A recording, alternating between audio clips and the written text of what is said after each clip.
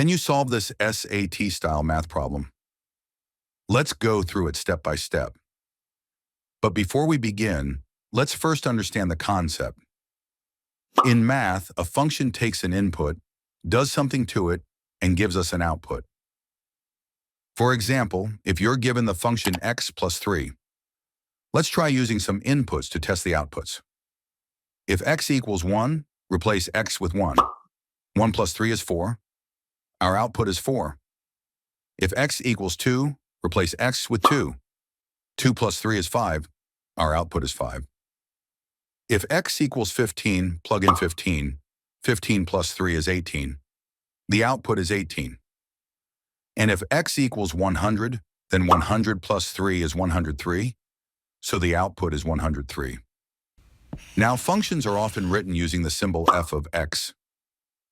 This simply means a function of x. So when you see something like f of 2, it means replace every x in the function with 2. Today's question says, what is the value of f of x when x is negative 1?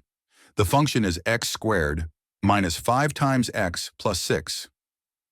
To solve this, we'll replace x with negative 1 in the function.